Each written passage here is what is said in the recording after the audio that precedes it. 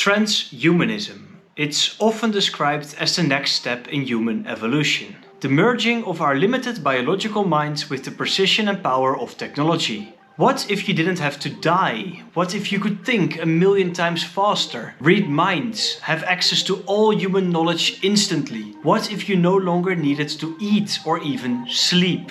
It sounds extraordinary, amazing, but beneath the surface lie fundamental problems with the way that we look at life, progress and what it means to be human. So before blindly accepting this view of our future, we should probably ask the question, where did this way of thinking even come from?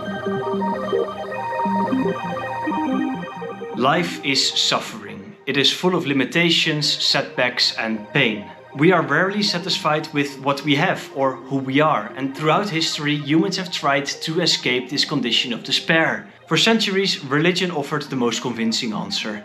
The promise of a perfect afterlife made earthly suffering more bearable.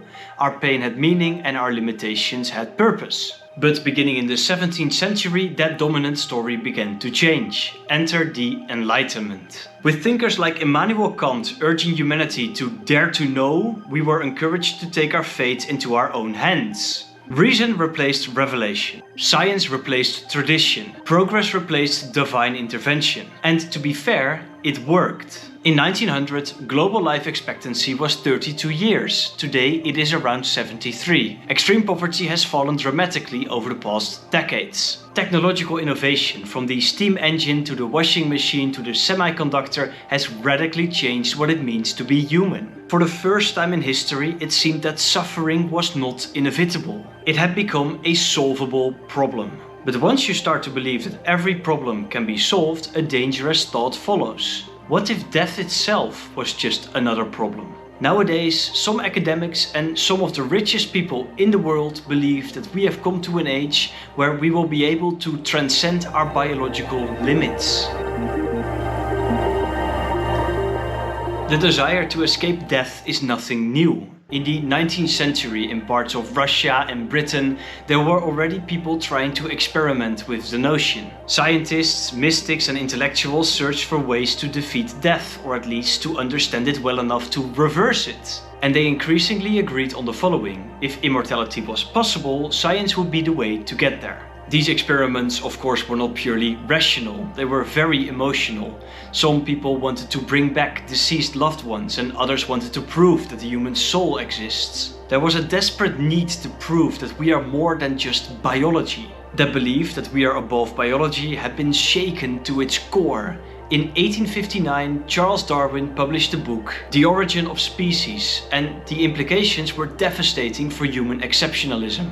Darwin seemed to say that we were just part of some evolutionary tree, nothing special and definitely not separated from other animals on Earth. For many people that was unbearable. Fast forward to today and our desire to cheat death has merged with our belief in technological progress. If science had already radically improved our lives and improved our lifespan, wouldn't it be logical that it could battle with mortality itself as well? Technology evolves faster than we do. It processes information more efficiently and it appears more objective, less biased, less fragile. And so a new idea emerges. What if we merge with it? What if we transcend our biological limits by becoming something else entirely? And some of the wealthiest individuals of the past century have already acted on this belief.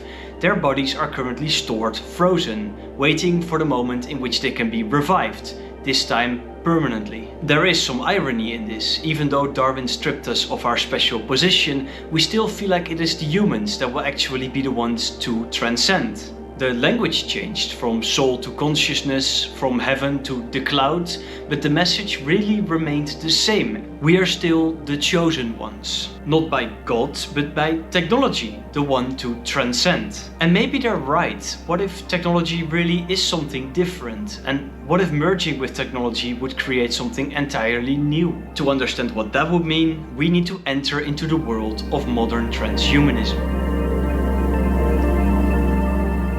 Modern transhumanism can broadly be divided into three different ways of thinking about the converging of the human and the machine. Firstly, humans stepping into the digital world. Secondly, humans merging with the digital world. Thirdly, humans becoming raw material for the digital world. Each of these carries its own promises, but also its own ideological assumptions. The first system became widely known when Facebook rebranded to Meta and announced that they were going to be building a Metaverse, a virtual world where work, social life and identity would increasingly take place. It failed, at least for now, for two different reasons. Firstly, the technology simply was not mature enough. And secondly, the psychological leap was too large. Asking billions of people to leave the physical world for one that is badly developed and looks like a worse version of Roblox was highly naive. But the concept itself really never died. Instead, it's developing right now. Rather than asking us to immediately step into a virtual world, Meta is currently building one on the basis of our sensual experience. Meta's AI glasses, for example, collect behavioral data, process visual and auditory input, and increasingly integrate recognition software. The Metaverse is no longer an escape from reality, but it's being stitched into our current reality. But the logic remains the same. Our existence becomes partly digital and thereby partly governed and owned by some large company. And that is a little bit unsettling, isn't it? A reality that is largely mediated by a huge company. Anyway, the next one might actually be scarier. We're going to talk about the Singularity. Ray Kurzweil famously predicted that the Singularity would happen around 2045, the moment he thinks artificial intelligence will surpass human intelligence and begin improving itself exponentially. At that point, some argue we will merge with the technology and move into the Singularity. Our consciousness will be uploaded, our cognitive limits will disappear, and we will become something vastly more powerful than biological humans ever were. But there's an existential problem with this notion. You see, if you upload your mind, the resulting entity is not you. It can be a clone, but the you is still there in the physical world. And if that clone can be replicated endlessly, what happens to your identity, to your uniqueness, to your existence? Even more fundamentally, we do not yet understand whether consciousness, the subjective, lived experience of being, can be copied at all. Intelligence might be simulated, but experience, sentience? If the inner world, the experiential world, disappears in the process, what are we really replicating? As I said, we don't know where consciousness comes from and we don't know if we can copy it. This is known as the hard problem of consciousness, and before we jump into some form of singularity, we better have formulated an answer to it. The third vision is quieter, but perhaps more unsettling, because if machines are faster, more objective and more efficient than humans, why wouldn't we just be fully replaced? We could simply become a transitional step in evolution, a stepping stone towards a new future. In this view, humans are no longer the center of the story. We are inputs, data points, biological infrastructure feeding the digital ecosystem. Think of it like this: squirrels in a park have value until somebody decides to build a huge mall at the place where the park once was.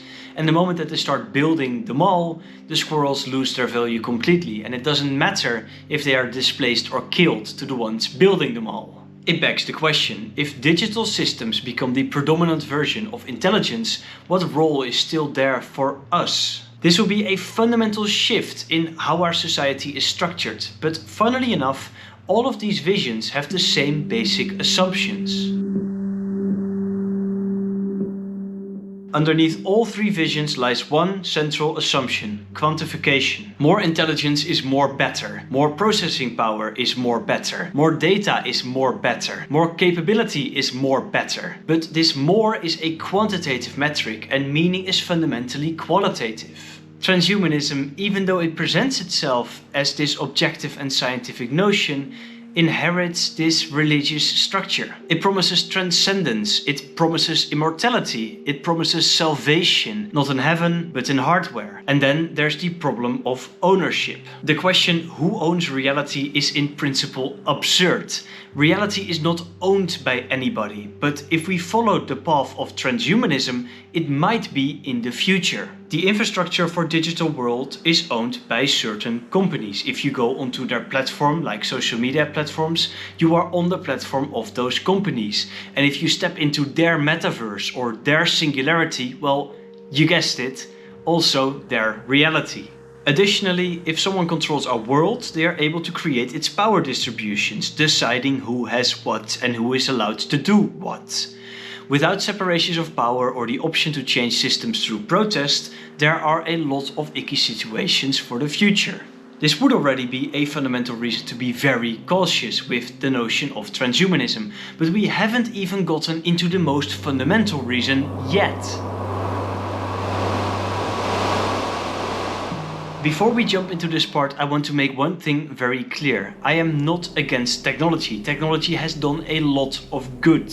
Developments in medicine, psychological research, inventions that can reduce world hunger, all of these things actively improve our lives. However, I don't think that transhumanism would do anything remotely close to that. That is because I think it's built on a misconception about what makes life meaningful. So what does make life meaningful? In a large-scale research involving 17 different countries, respondents were asked exactly that, and their answers were quite consistent. The top 5 consisted of family and children, work and contribution, material stability, friends and community, physical and mental health. Living forever did not make the list. Thinking faster did not make the list. Having unlimited access to information did not make the list. This reveals a fundamental disconnect between transhumanist imagination and actual experienced reality. Meaning does not emerge from infinite capacity. It comes from experience. From contributing to the lives of those we love, from struggling, failing and becoming stronger, from encountering beauty, from being fragile enough to care. And exactly in these limitations does meaning take shape. If you ask somebody who they really are, they will not give you this data sheet with some facts about them. They will tell you what they went through, who they were and who they have become because of it. And that story only exists because our time on Earth is finite, because every choice we make excludes other choices, because every path we take excludes other paths. The Metaverse promises to solve our limitations, but without limitations, our life is no longer meaningful. And the Singularity goes even further, but if we actually merge with the machine and potentially lose our experiential world, what is there really to actually savor? And if humans are only seen as raw material to train the next step in evolution, we might actually be losing the only thing that experiences for something that doesn't. So the central assumption is this. Under transhumanism, it is assumed that with quantitative improvement, quality is also improved. It is not. More processing power is not by default better. Faster cognition is not by default better. Greater control is not by default better. Meaning is not quantitative. It cannot be measured in terabytes or clock speed. A sunset, a difficult conversation, overcoming adversity or holding someone you love. These are not computational achievements, they are qualitative experience. And without it, I don't know what is actually worth pursuing here. Thanks for watching. If you agree, disagree, or you have any other opinions about what is said in this video, please leave them in the comments below. If you want to, you can leave a like or subscribe. And if you're interested in the Metaverse or in the Singularity, I've linked some other videos I've made in the description below for you to check out. Ciao!